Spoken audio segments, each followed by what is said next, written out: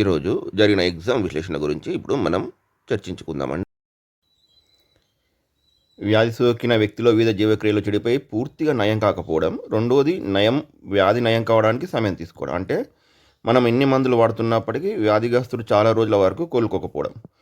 మూడవది వ్యాధితో బాధపడుతున్న వ్యక్తి ఇతరులకు వ్యాధిని వ్యాపింపచేసే ఓనర్గా మారడం.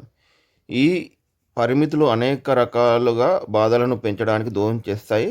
అందుకొరకే వ్యాధిని నయం చేయడం కంటే నివారించడం ముఖ్యమంటారు. అంటే వ్యాధి నయించడం కంటే ఏది ముఖ్యం? వ్యాధి నివారణ అండి. ఆరోగ్యం అనే పదం ఈ విధంగా అర్థం చేసుకోవాలి. శారీరక, మానసిక మరియు సామాజిక సరైన స్థితిలో ఉండడాన్నే ఆరోగ్యం అంటారండి. భారతదేశంలో 5 సంవత్సరాలలోపు పిల్లలు హెపటైటిస్ ఏ వ్యాక్సిన్ తీసుకోవాల్సిన అవసరం లేకపోవడానికి గల సహజ కారణం ఏంటి అండి? పిల్లలు నీటి ద్వారా ఈ వైరస్ గురి కాగానే సహజంగానే వారు వ్యాధి నిరోధకతను కలిగి ఉంటారు కాబట్టి. ఎడ్వర్డ్ జెన్నర్ కనుక్కున్న మశూచి నివారణ పద్ధతిలో కౌపాక్స్ వైరస్ ఎందుకు ఉపయోగపడింది?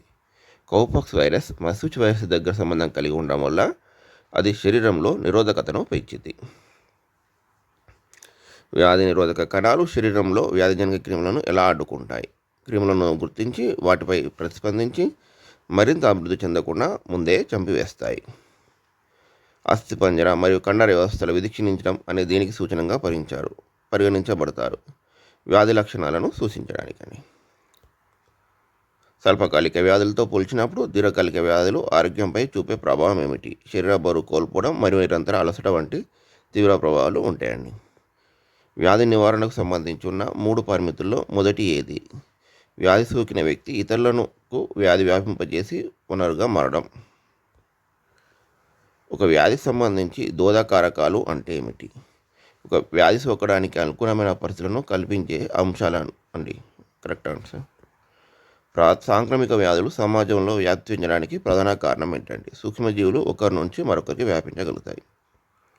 మార్షల్ మరియు వారెన్ పరిశోధనల ఫలితంగా జీర్ణాశయ అల్సర్ చికిత్సలో వచ్చిన మార్పు ఏమిటి? సూక్ష్మజీవనాశకాలు ఉపయోగించి వ్యాధిని త్వరగా నయం చేయడం. కింద పేర్కొన్న వాటిలో ఏది అసాంక్రమిక వ్యాధి కారణంగా పరిగణించబడుతుంది? జన్యులోపాలు లేదా అధిక బరువు ఉండడం. పెన్సిలిన్ బ్యాక్టీరియాను ఎలా నాశనం చేస్తుంది? బ్యాక్టీరియా కణకవచాన్ని నిర్మించుకునే విధానాన్ని నిరోధిస్తుంది. వైరల్ ఇన్ఫెక్షన్ సోకినప్పుడు యాంటీబయాటిక్స్ ఎందుకు పనిచేయవు? వైరస్లు కణకవచం నిర్మించుకునే జీవరసాయన మార్గాన్ని అనుసరించవు. యాంటీబయాటిక్స్ కణకవచాల మీద పనిచేస్తాయి కాబట్టి యాంటీబయాటిక్స్ వైరస్ కణాల మీద పనిచేయండి. వ్యాధి నిరోధకత యొక్క ప్రాథమిక సూత్రం ఏమిటి? శరీరంలో నిర్వహణ చేయబడ్డ క్రిములను ప్రవేశపెట్టి వ్యాధి నిరోధక శక్తిని చైతన్యపరచడం అండి. కలరా కలిగించే వ్యాధి జనకం కొత్త దేలుకి ఏ మార్గం ద్వారా ప్రవేశిస్తుంది? కలుషిత నీటిని తాగడం ద్వారా.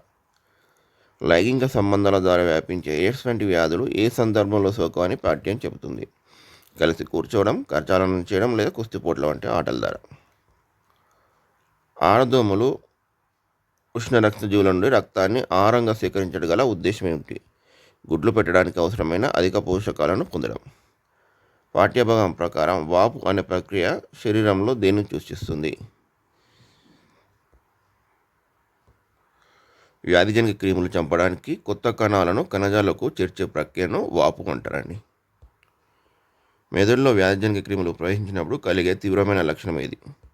మూర్ఛ రావడం లేదా స్పృహ కోల్పోవడం. ఓకేనా అండి.